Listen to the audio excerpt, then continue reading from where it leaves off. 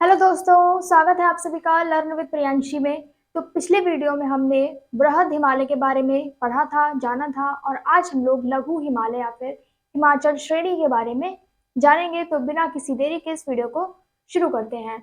तो ये जो बृहद हिमालय था जिसकी बात हमने करी थी पिछले वीडियो में, बृहद हिमालय,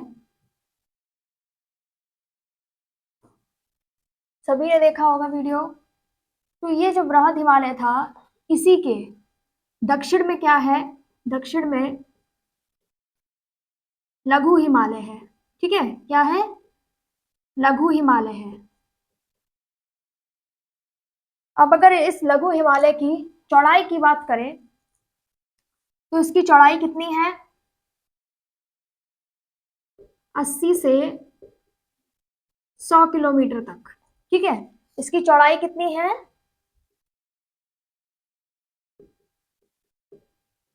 80 से 100 किलोमीटर है। ठीक है, और अगर इसकी औसत लंबाई की बात करी जाए, औसत लंबाई की बात करी जाए तो वो है 3700 से 4500 मीटर तक। ठीक है, इतनी बात आ गई समझ में? तो इससे ज्यादा पूछा नहीं जाता है लघु हिमालय के बारे में। ठीक है, पूछ सकता है कि बृहद हिमालय, सॉरी, लघु हिमालय कहाँ है, तो आप क्या कहेंगे कि बृहद हिमालय के दक्षिण में है। ठीक है, चौड़ाई पूछे तो आप बता सकते हैं, लंबाई पूछे तो आप बता दीजिएगा। अब बात करते हैं कि इसमें कुछ श्रेणियां आती हैं। ठीक है, ये जो लघु हिमालय है इसमें छोटी छोटी श्रेणियां आती हैं। तो कौन कौन सी श्रेणियां आती हैं? पहली आती है पीर पंजाल श्रेणी। ठीक है, कौन सी? पीर पंजाल श्रेणी। दूसरी कौन सी आती है? दूसरी है धौलाधर श्रेणी। तीसरी है महाभारत श्रेणी। यहाँ पे श्रेणी लिख लेते हैं।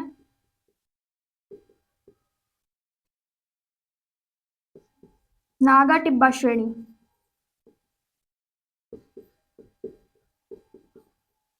ठीक है, तो ये चार श्रेणियां जो हैं वो लघु हिमालय या हिमाचल श्रेणी के अंतर्गत आती है। ठीक है, लघु हिमालय के अंतर्गत ये चार श्रेणियां आती हैं जो आपको याद रखनी है, जो मुख्य है।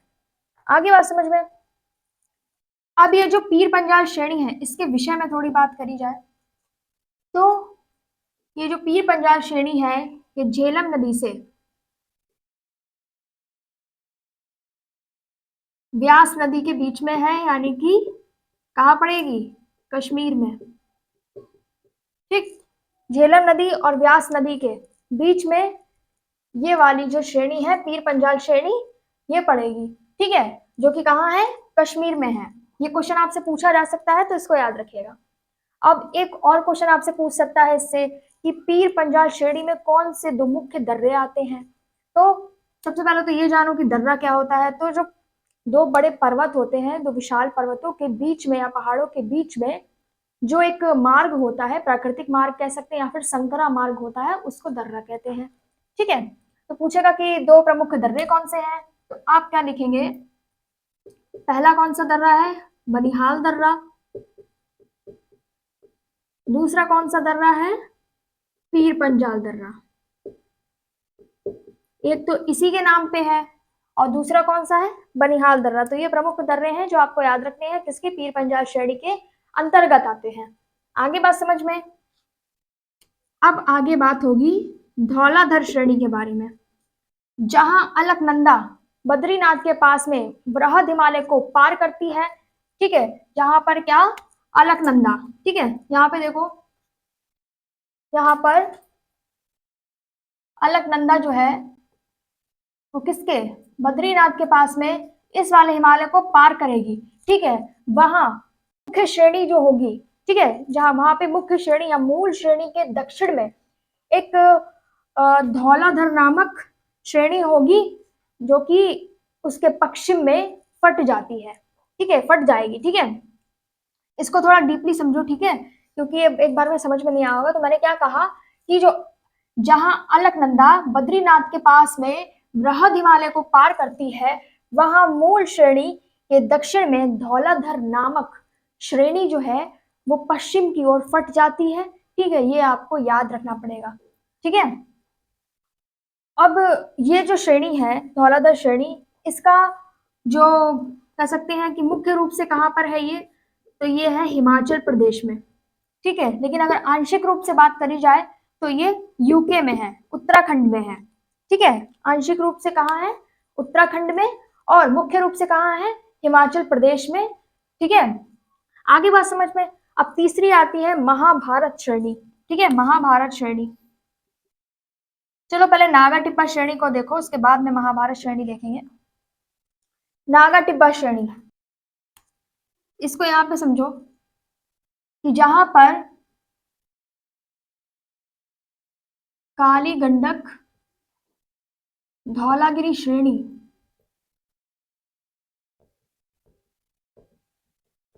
ये जो है ये इस वाले हिमालय को पार करती है। क्या करती है, पार करती है। वहीं ये जो नागा टिब्बा श्रेणी है ये पश्चिम की ओर निकल जाती है। ठीक है, क्या कहा कि जहां काली गंडक धौलागिरी श्रेणी वृहद हिमालय को पार करती है नेपाल के समीप। ठीक है, किसके, ये जो है ये नेपाल के समीप वृहद हिमालय को पार करती है, प्राचीन हिमालय को पार करती है। वहीं नागा टिब्बत श्रेणी जो है वो पश्चिम की ओर निकल जाती है। इधर ये पार कर रही है और उधर ही क्या कर रही है, ये उधर से निकल जा रही है पश्चिम से। आगे बात समझ में।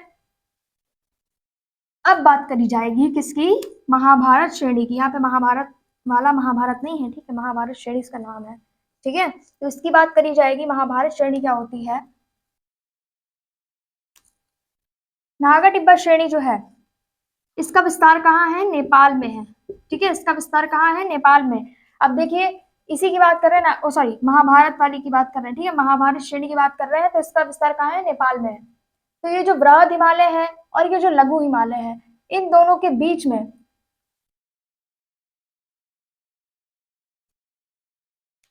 दो पहाड़ी निकली हुई है। ठीक है, क्या निकली हुई है, दो पहाड़ी। पहली कौन सी है, कश्मीर की, और दूसरी काठमांडू की। कहाँ पे लिखूं मैं, यहाँ पे लिख लेते हैं। पहली कौन सी है, कश्मीर की पहाड़ी,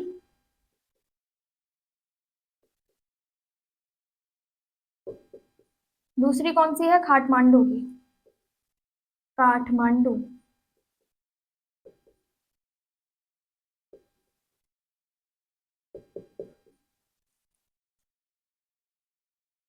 एक मिनट, यहाँ पे पहाड़ी नहीं होगा, सॉरी, यहाँ पे क्या होगा, घाटी होगा। यहाँ पे भी घाटी ही होगा। ठीक है, तो क्या हुआ कि वृहद हिमालय और लघु हिमालय के बीच में से दो घाटियां निकली हुई है। कौन सी, कश्मीर की घाटी और काठमांडू की घाटी।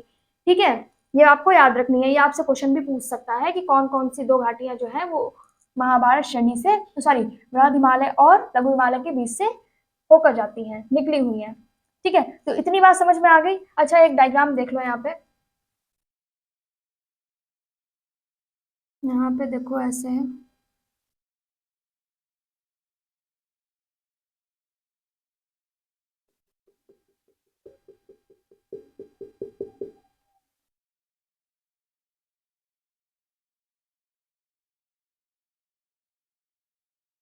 ड्राइंग अच्छी नहीं है पर कोई बात नहीं।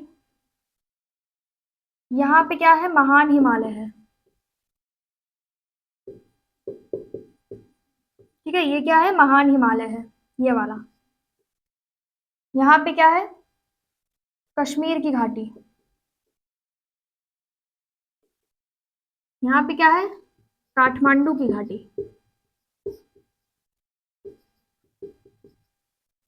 ठीक है, यहाँ पे क्या है, पीर पंजाल श्रेणी। यहाँ पे क्या है, लघु हिमालय। इस डायग्राम से समझ लो,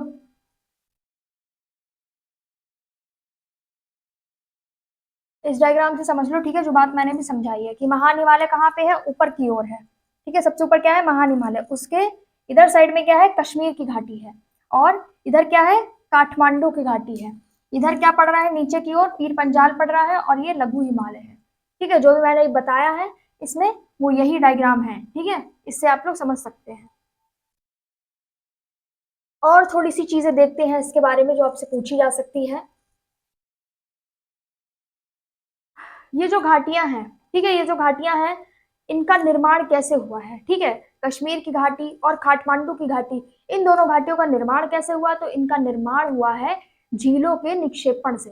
ठीक है, किससे, झीलों के निक्षेपण से इनका जो निर्माण हुआ है। ठीक है, जैसे कि आप लोग कश्मीर में देखते हैं जो डल झील है और जो वूलर झील है वो उसी के प्रमाण है। ठीक है, कि जब झीलों का निक्षेपण हो जाता है तो उसी से क्या होता है, इन घाटियों का निर्माण होता है। तो अगर आपसे पूछ ले कि घाटी का निर्माण कैसे होगा, तो आप लोग क्या कहेंगे कि झीलों के निक्षेपण से होता है, और कश्मीर में डल और वूलर झील इसके प्रमाण है। आगे बात समझ में, तो ये क्वेश्चन आपको याद रखना है। अब और क्या एक चीज पूछी जा सकती है उसको भी देखते हैं। आपसे पूछा जा सकता है कि लाहुल स्फीति और कुल्लू की घाटी कहाँ पर है, तो आप लोग क्या कहेंगे कि वृहद हिमालय और लघु हिमालय के बीच में ये दोनों हैं। कौन, कुल्लू की घाटी और लाहुल स्फीति। ठीक है, तो ये क्वेश्चन भी आपका यहाँ से रेडी हो गया। अब देखिए कि मर्ग क्या होता है। ठीक है, कहीं आपसे पूछ लेते हैं क्वेश्चन में कि मर्ग क्या होता है, तो मर्ग को थोड़ा सा हम लोग समझेंगे अभी यहाँ पे। ये जो लघु हिमालय है, ये जो लघु हिमालय है, इसके ढाल पर जो छोटे छोटे घास के मैदान पाए जाते हैं, लघु हिमालय की ढाल पर जो छोटे छोटे घास के मैदान पाए जाते हैं, उसको कश्मीर में क्या कहा जाता है, मर्ग कहा जाता है। जैसे कि सोनमर्ग हो गया और गुलमर्ग हो गया। ठीक है, और जो गुलमर्ग है उनमें से, सोनमर्ग और गुलमर्ग, जैसे वो गुलमर्ग जो है वो खेलों के केंद्र के लिए प्रसिद्ध है। ठीक है, इसको याद रखेंगे, खेलों के केंद्र के लिए क्या प्रसिद्ध है, गुलमर्ग प्रसिद्ध है। ठीक है, जो कि कहाँ है, कश्मीर में। ठीक है, और मर्ग क्या होता है कि लघु हिमालय की घाट, सॉरी, लघु हिमालय पर जो घास के छोटे छोटे मैदान होते हैं उनको हम लोग कश्मीर में मर्ग कहते हैं। ये आपका क्वेश्चन पूछा जा सकता है। ठीक है, और उत्तराखंड में भी दो मर्ग हैं। ठीक है, उनका नाम क्या है, एक का नाम है पयार। ठीक है, दूसरे का क्या है, बुग्याल। अजीब नाम है लेकिन याद रखने पड़ेंगे, पयार और बुग्याल। ठीक है, तो ये यूके में है, कहाँ है, उत्तराखंड में। कश्मीर में कहाँ थे, कश्मीर में, कश्मीर में कौन से थे, एक था गुलमर्ग और दूसरा सोनमर्ग। आगे बात समझ में, गुलमर्ग के खेलों के केंद्र के लिए प्रसिद्ध है, ये बात याद रखिएगा, पूछा जा सकता है एमसीक्यूज में। भारत के प्रसिद्ध स्वास्थ्य वर्धक स्थान कहाँ कहाँ पर है, ये आपसे पूछ सकता है। तो आपको क्या लिखना है कि सबसे पहला स्थान कहाँ पर है, मसूरी, नैनीताल, चक्राता। ठीक है, चौथा कहाँ पे है, दार्जिलिंग, और पांचवा कहाँ पे है, रानीखेत। ठीक है, छठवां कहाँ पे है,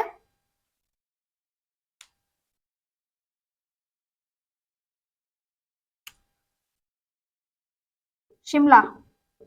ठीक है, तो ये 6 जो स्वास्थ्यवर्धक स्थान हैं प्रसिद्ध, वो कहाँ पर है, लघु हिमालय और शिवालिक श्रेणी के बीच में है। ठीक है, किसके, लघु हिमालय और शिवालिक श्रेणी के बीच में है ये 6। तो ये भी आपसे पूछा जा सकता है कि प्रसिद्ध स्वास्थ्यवर्धक स्थान कहाँ पर है। ठीक है, तो उम्मीद है आपको समझ में आया होगा ये टॉपिक। ठीक है, लघु हिमालय और हिमाचल श्रेणी। ठीक है, इससे जो भी क्वेश्चन पूछे जा सकते हैं मैंने केवल उन्हीं के बारे में बात करी है। ठीक है, मिलते हैं ऐसे ही अगले वीडियो में। Thanks for watching.